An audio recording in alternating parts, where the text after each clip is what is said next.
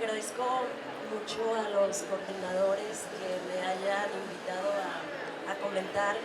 Es uno, bueno, en mi capítulo que aparece en este libro, y yo creo que lo que ellos han implementado es una nueva modalidad de presentaciones del libro, porque en esa gira de presentaciones, digámoslo así, han invitado siempre a un autor del libro para que comente especialmente su capítulo, ¿no? Entonces es lo que yo voy a hacer en este momento. Y bueno, también agradecerle mucho a la doctora Irma que haya publicado este libro, y bueno, sí me uno a la petición de la doctora Hilda de que necesitaríamos una segunda edición.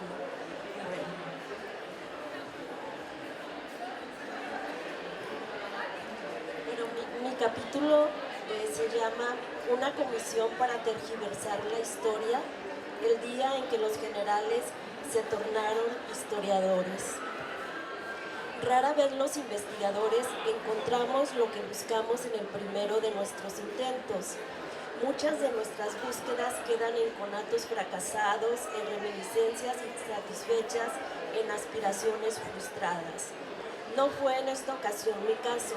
La crónica de cómo se me ocurrió estudiar los intentos de los generales por convertirse en historiadores y por entender qué entendían ellos por historia se remonta al tiempo en que escribí un texto sobre el término del conflicto entre católicos, antiagraristas y el gobierno de México bajo las riendas del presidente Plutarco Elías Calles.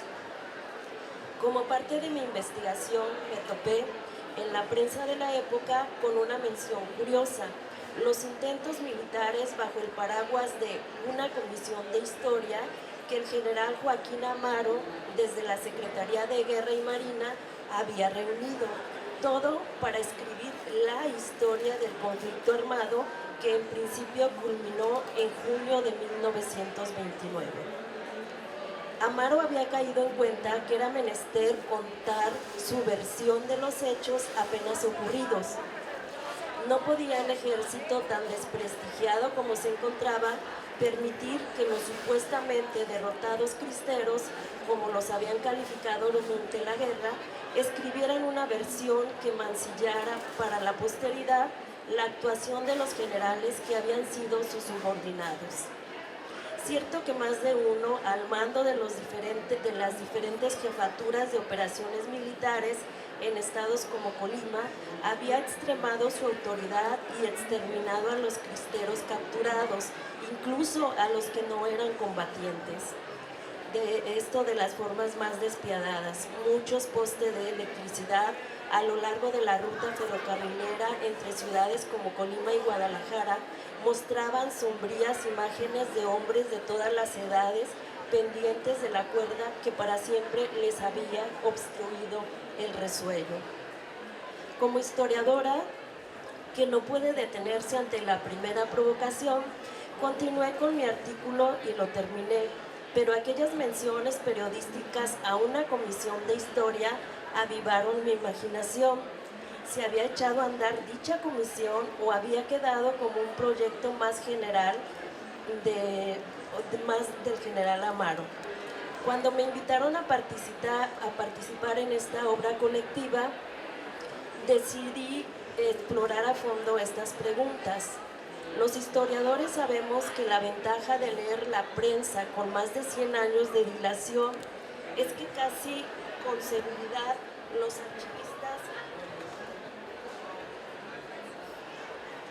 archivistas de cualquiera corporaciones, incluido las del gobierno, han abierto sus acervos. Con esta cuasi certeza en mente y mi reconocimiento de la importancia del tema, viajé a Ciudad de México. Mi intención inicial, revisar los documentos personales del general Joaquín Amaro en el archivo de la Secretaría de la Defensa Nacional, o Sedena. Cuando corroboré que no había allí mención de la Comisión de Historia, me dirigí a la vieja casona de Los Calles sobre el Vial Guadalajara, ahora convertida en el Archivo Calles Torreblanca. Desde hacía años sabía que el archivo personal de Amaro estaba depositado en el Calles, Torre Blanca, y hacia allí me dirigí, convencida que entre sus documentos personales encontraría mención a la Comisión de Historia. En efecto, allí estaba la documentación que nadie había analizado o leído de manera sistemática y que me permitía ver la cercanía, los mecanismos y las convicciones mediante los cuales se reconstruyó el pasado reciente. Las bases de la versión gubernamental de la historia de la cristiada obedecía por encima de todo a la visión de los generales, una visión que les otorgaba la razón en todos los casos y les restaba simultáneamente a los alzados. A los militares, el general Amaro afirmaba, les había acompañado la razón, la legalidad. A los alzados, la sinrazón y la ilegalidad. Los primeros actuaban conforme a las leyes. Los levantados en armas se habían dispuesto en su contra. Los militares, ordenó por ello Amaro, redactarían a partir de documentos castrenses su propia versión de lo ocurrido durante esa guerra. Pero ¿podían los militares convertidos en historiadores presentar su interpretación de los hechos a sus colegas y a las nuevas generaciones? ¿Era esto posible y además creíble? El primer encargo de Amaro para la comisión fue el de escribir la historia de la insurrección clerical en México. El propio Amaro explicó que había creado la comisión basándose en consideraciones de orden militar y sociológico, porque así los militares también abordaban viril y resueltamente a la discusión de tan delicado asunto. Pero bastaba para tener una versión objetiva de los hechos, recabar todos los documentos disponibles y contar la historia como la conocía? Por supuesto que no. Quienes a esto nos dedicamos sabemos que nadie sin entrenamiento puede escribir una historia definitiva ni tener a su lado la verdad absoluta. Es más, ni quienes contamos con entrenamiento alcanzamos esa verdad. Lo que hacemos es acercarnos lo más posible a ella. En mi caso, y a través de fuentes primarias, reportes, informes y correspondencia, notas de periódicos nacionales y estadounidenses de la época, reconstruir la breve historia de la comisión oficialmente, y hasta donde he logrado concluir, la comisión no publicó en un solo libro su versión de la insurrección cristera. Lo que sí es que impulsó a varios militares, coroneles y generales sobre todo, a publicar libros producto de sus pesadas plumas. Pero cuando escribieron, en parte porque el propio Amaro propuso contar la historia total del ejército mexicano, lo hicieron sobre diferentes etapas de la historia de México y no sobre la cristiada. Fue así como, lejos de escribir sobre lo que Amaro llamó la insurrección clerical, los militares conformaron obras que contaban sus versiones personales y prejuiciadas de los hechos. Entre estas obras sobresalen diversas versiones sobre la Revolución Mexicana. Se trataba y se trata, porque aún circulan, de obras escritas a partir de los designios entusiastas de sus autores. En estos textos, más allá de posibles correctores de estilo, no mediaba forma alguna de ajuste o de censura. Se trataba de historiadores militares que, como Bernard Lois lo explica, escribieron su versión de la historia para reafirmar su autoridad e imprimirle un sello de licitud a su gobierno. Lo que los militares lograron con sus obras, en otras palabras, fue legitimar su poderío. Pero esto es lo que anhelaba el general Amaro. Este es el momento de tocar lo referente a cómo inició la comisión y por qué. La Comisión de Historia se instaló el martes 22 de octubre de 1929. La ceremonia tuvo lugar en la Biblioteca Militar de la Secretaría de Guerra y Marina, ubicada entonces en la planta baja del edificio de la calle de Moneda. Joaquín Amaro redactó un prólogo que leyó su secretario particular, el coronel Ignacio Ricardán. Lo escucharon todos los jefes y subjefes de los distintos departamentos de guerra y marina, así como altos jefes del ejército. Como Portes Gil aspiraba a que la historia del movimiento cristero se concluyera antes de que terminara su periodo como presidente, Amaro explicó que su labor tendrá que ser, cito, ardua, violenta y trascendental, y que en esos empeños nobilísimos estaba seguro de que los militares no escatimarían medio alguno. ¿Cuál era el sentido de que desde la comisión se escribiera una versión de la historia ardua, violenta y trascendental? En esa ocasión Amaro se remitió a una historia escrita con celeridad, una historia inmediata. Fue así que Amaro y Portes Gil convinieron en que la comisión inaugurara labores al escribir acerca de los cristeros, cito: elegimos este periodo de la historia contemporánea de 1926 a 1929 como inicial de los trabajos de la Comisión de Historia.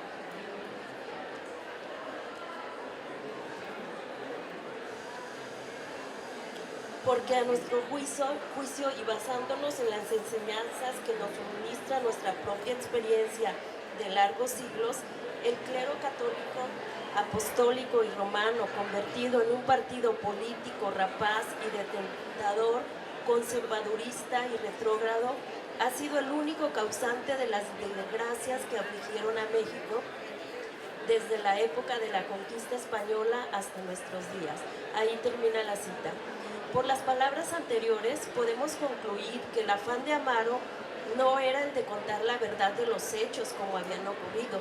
Le importaba culpar al clero católico, apostólico y romano, conservadurista y retrógrado, de todos los males nacionales, y exculpar al mismo tiempo al ejército de cualquier acto ilegal que hubiera cometido, al tratar de controlar o desmembrar la insurrección por todos los medios posibles, legítimos o no.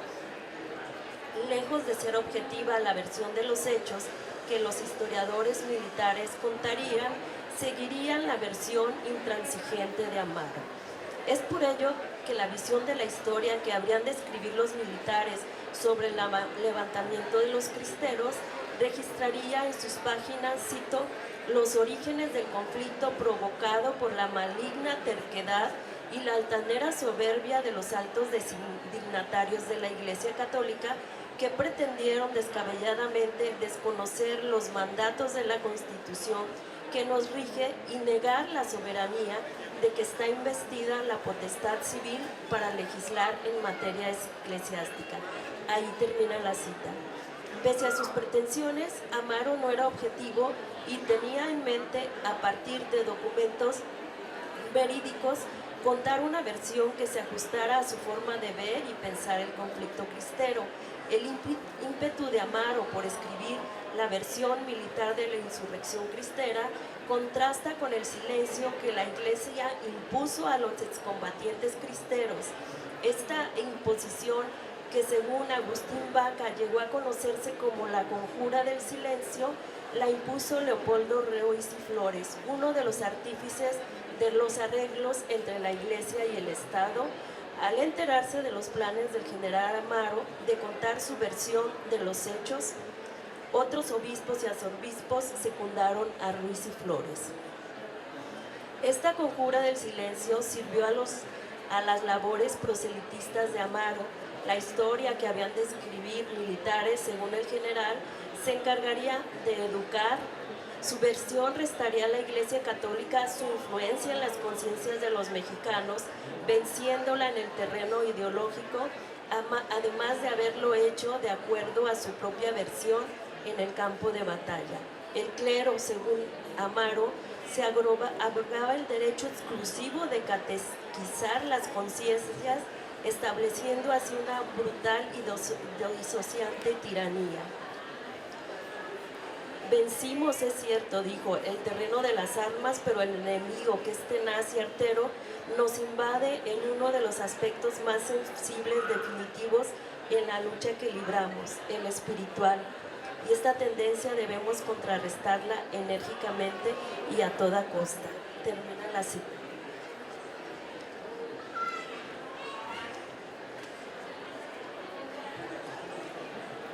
Al leer estas y otras palabras de Amaro, concluí que más allá de contar la historia oficial, la versión que Amaro pugnaba porque se contara, buscaba también borrar la del grupo opositor. Para entender el éxito de los autoritarios, nos dice el historiador Jason Stirling, debemos discernir cómo operan y mantienen el poder, pero por encima de todo, cómo alcanzan la legitimidad. Pese a sus esfuerzos, los autoritarios, cito, no pueden borrar las experiencias vividas de la gente ni sus legados escritos en los huesos de generaciones. Termina la cita. Los esfuerzos de Amaro y de los obispos arreglistas fracasaron.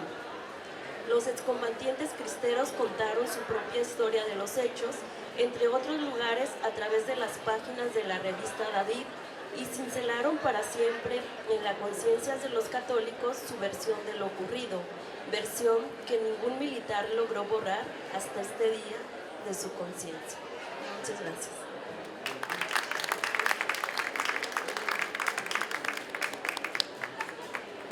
Tenemos espacio para un par de preguntas. Felicidades por este libro, muchas gracias. Desde que lo leí, estuve segura de que era una gran aportación para quienes deseamos conocer verdaderamente la historia de México, de un evento, un acontecimiento que casi no se conocía, porque ahora ya lo vamos a poder conocer. Yo tenía algunas pinceladas ya de la cristiada, pero pude comprender muchas cuestiones de este conflicto gracias a este libro. Muchísimas gracias. Para mí fue un privilegio poder colaborar para que se publicara. Y yo recordé algunas palabras de Paul Ricoeur, que me encanta, filósofo de la hermenéutica, que en la memoria, la historia y el olvido dice que para poder acercarnos a la verdad necesitamos escuchar todas las voces. Y creo que ustedes lo han hecho porque es una obra que ofrece eso, nos ofrece la posibilidad de escuchar muchas de las voces que participaron en este conflicto y por eso acercarnos mucho mejor al milagro de la comprensión del mismo. Gracias, de verdad, muchas gracias, los felicito y hay que reeditar, hay que sacar más ejemplares. Es un compromiso. Gracias.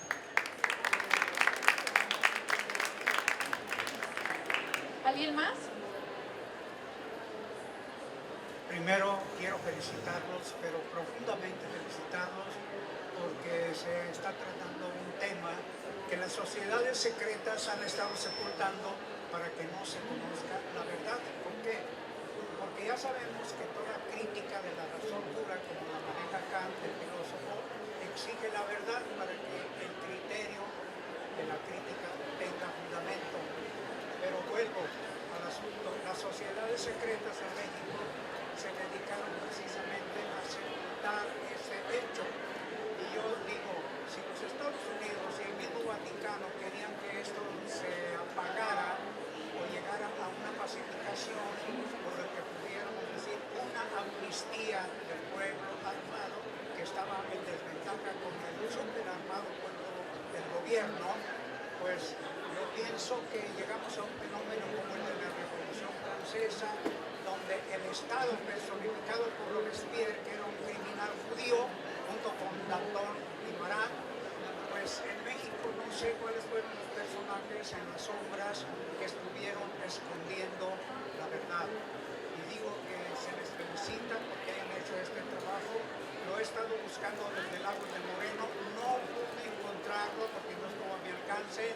Me informaron en San Miguel Hidalgo que estaba este evento aquí y pues con mucho gusto he apenas encontrado la pista porque vengo de la central camionera, no sé ni dónde estaba esto, pero ha sido una providencia encontrar este asunto, porque lo que quiero dilucidar es lo siguiente: el pueblo mexicano finalmente es el con amnistía, sin amnistía, sin la trampa o con la trampa del gobierno, que fue lo que sucedió. Pues quiero delatar y denunciar que en este caso el Estado no tiene por qué aplastar la soberanía del pueblo. Estamos en una civilización desgraciadamente llena de ignorancia, de profundidades abismales.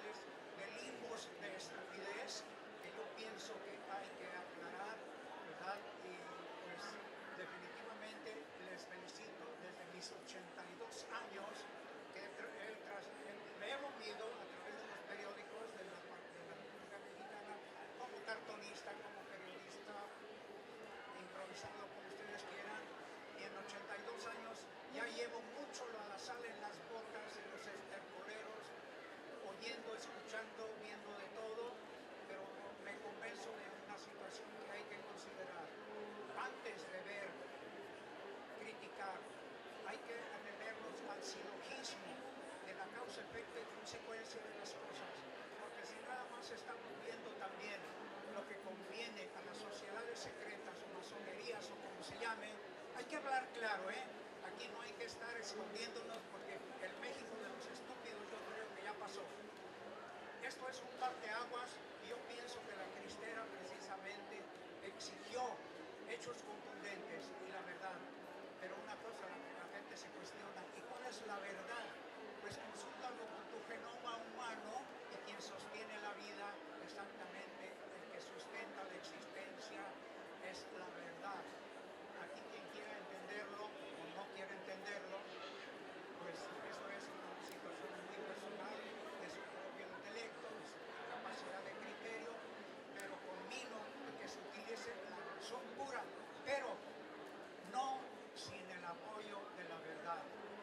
Los felicito porque esto ya es un llamado a que se consideren las cosas, dejando atrás lo que convenga o no convenga.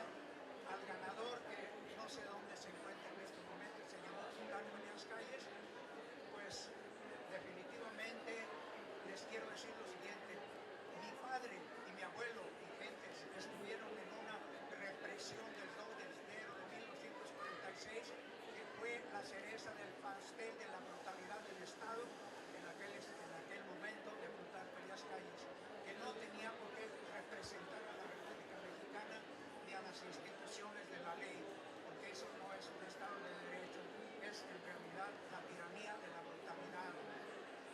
Felicidades, y pues, ¿qué más puedo decir? Ojalá que se cite la capacidad del criterio de la razón pura, pero no sin la verdad, ¿eh? Felicidades. ¡Viva Cristo Rey!